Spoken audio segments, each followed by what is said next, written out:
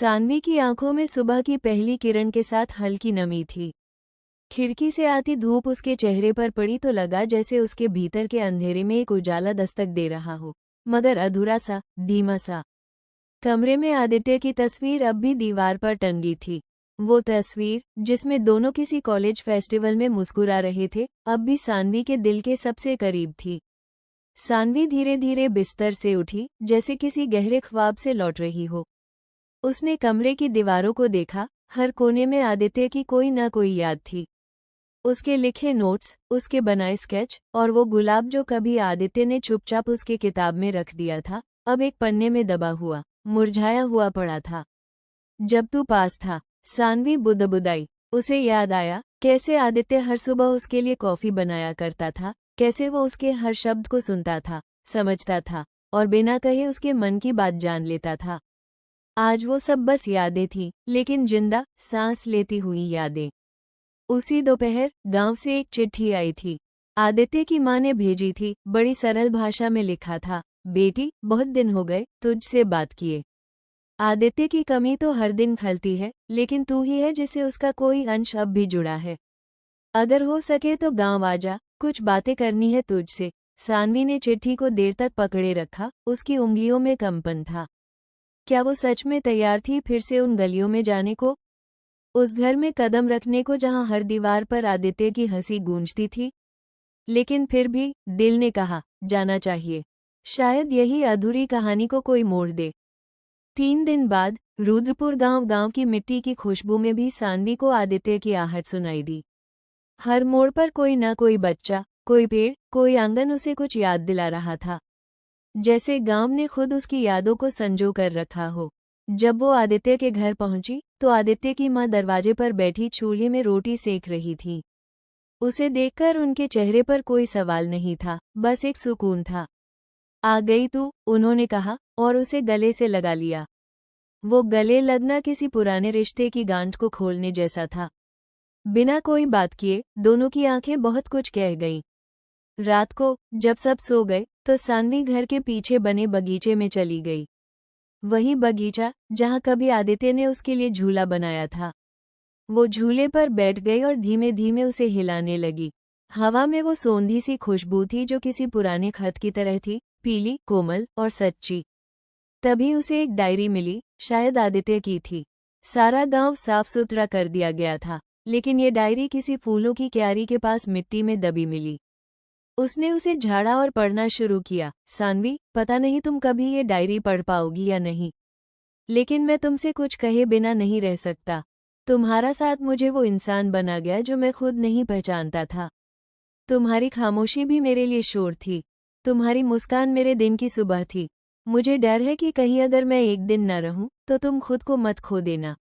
मेरे जाने के बाद भी तुम जिंदा रहो, खुलकर, मुस्कुराकर। क्योंकि जब तुम हंसती हो तब मैं सबसे ज्यादा जिंदा महसूस करता हूँ। सान्वी की आंखें भर आईं। उसने डायरी को सीने से लगा लिया। जब तू पास था, वो फिर से बुदबुदाई, तो हर लम्हा सुकून था। लेकिन तू अब भी यही है, इन हवाओं में, इस मिट्टी में, इस दिल में।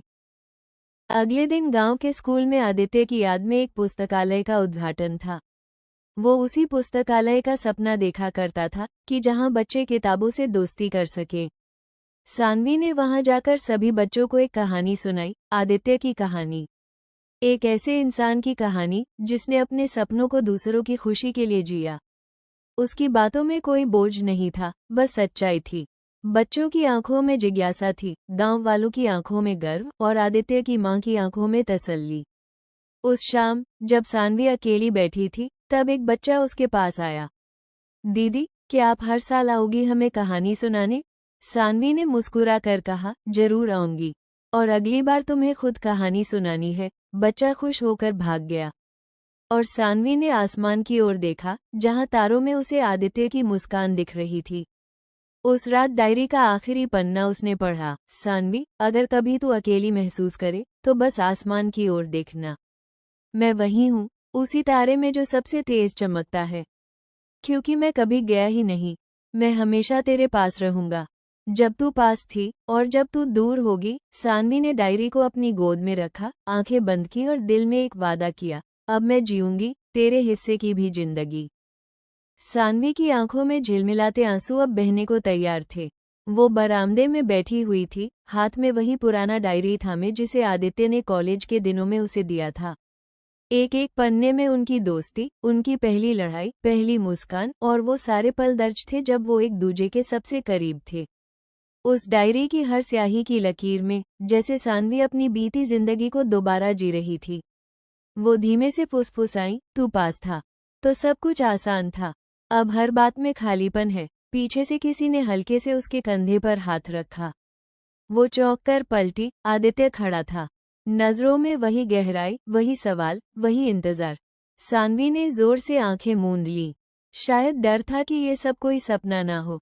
आदित्य ने कहा, मैं चला गया था, लेकिन तुम्हारी आवाज हर दिन मेरे साथ थी। जब मैं थक जाता था तब वही आवाज मुझे हिम्मत देती थी। सानवी ने कहा, अगर इतना ही महसूस करते थे तो दूर क्यों हुए? क्योंकि मैं डर गया था, सानवी। मैं नहीं चाहता था कि मेरी वजह से तुम्हें कोई तकलीफ हो। मैं समझ नहीं पाया कि तुम्हारी खुशी मेरी मौजूदगी में थी, न कि मेरी दूरी में। आदित्य की आवाज में पछतावे की लहर थी। सानवी कुछ पल चुप रही, फिर धीमे से बोली, तुम्हें मालूम है, जब तुम पास थे मैं खुद को पूरा महसूस करती थी, और जब तुम गए तो जैसे मेरी हर सांस आधी रह गई। आदित्य ने उसकी ओर एक कदम बढ़ाया, क्या अब भी मौका है उन अधूरी सांसों को फिर से पूरा करने का? सानवी की आंखें नम थीं, लेकिन अब उनमें एक चमक थी। वो मुस्कुराई, शायद अगर दिल के टुकड़े फिर से जुड़ जाएं, तो हाँ। दोनों खामोश थे, लेकिन वो खामोशी इस बार बोझिल नहीं थी। वो खामोशी अब इकरार बन चुकी थी। कुछ दिन बीते। गांव की गलियों में अब आदित्य और सानवी को एक साथ चलते देखना आम हो गया था। लोग कहते, पहले प्यार को कोई नहीं भूलता, और अगर किस्मत साथ दे तो वो लौट भी आता है। सानवी के घर की छत पर दोनों बैठे थे। आकाश में तारों की चादर बिछी थी। आदित्य ने पूछा, याद है, तुमने एक बार कहा था, अगर हम बिछड़ भी गए तो आसमान के एक तारे को चुन लेंगे जिसे हर रात साथ देखेंगे? सानवी हंसी, हाँ, और तुमने कहा था, मैं सबसे चमकता तारा बनूंगा जिससे तुम्हें कभी अंधेरे में डर न लगे। अब मैं वापस आ गया हूँ, तो तारा बनने की जरूरत नहीं। आदित्य ने उसकी ओर देखा, अब मैं तुम्हारे साथ रहना चाहता हूँ, हर सुबह, हर शाम, हर मौसम में। सानवी ने सिर झुका लिया, मुस्कान अब भी होठों पर थी। क्या तुम भी चाहती हो कि हम दोबारा से एक नई शुरुआत करें? आदित्य ने धीमे से उसका हाथ थामा। सानवी ने बिना आंखें उठाए बस इतना कहा, मैं तो कभी खत्म ही नहीं हुई थी, आदित्य। मैं तो वहीं रुकी थी जहां तुमने छोड़ा था। गांव में आदित्य और सानवी की सगाई की चर्चा फैल चुकी थी। संतोषी दादी, जिनके चेहरे पर हमेशा सख्ती रहती थी, आज भीगी भीगी आंखों से तैयारियां करवा रही थी।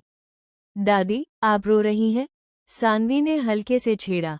अरे नहीं रे, धुएं की वजह से, और थोड़ा सा तुम्हारे लिए भी, दादी ने झूठ मूठ गुस्से में कहा और हंस दी। गांव की हवाओं में आज मोहब्बत की खुशबू थी। सगाई की रात। पीले बल्बों की रोशनी में सजी हुई मंडप, संगीत की धीमी धुन, और बीच में आदित्य और सानवी एक दूसरे की आंखों में खोए हुए। वक्त ने फिर से उस अधूरी कहानी को नया पन्ना दे दिया था। जब तू पास था तो हर लम्हा ख्वाब सा लगता था, आदित्य ने उसके कान में फुसफुसाया। सानवी ने कहा, और जब तू दूर था तो हर ख्वाब तन्हा। अब दोनों मुस्कुरा रहे थे, क्योंकि अब वो अधूरी कहानी पूरी हो रही थी। कुछ दूर खड़ा दिव्यांश सब कुछ देख रहा था। कभी सानवी की आंखों में बसने का सपना देखने वाला दिव्यांश आज खुद को एक और किरदार मान रहा था, जिसने सानवी की दुनिया को जोड़े रखने में एक मुख्य भूमिका निभाई। वो मुस्कुराया, आंखें भीगी, और धीरे धीरे पीछे मुड़ गया। कुछ प्रेम कहानियां पूरी होकर भी अधूरी नहीं होती, और कुछ अधूरी होकर भी पूरी लगती हैं। लेकिन सानवी और आदित्य की कहानी अब मुकम्मल थी।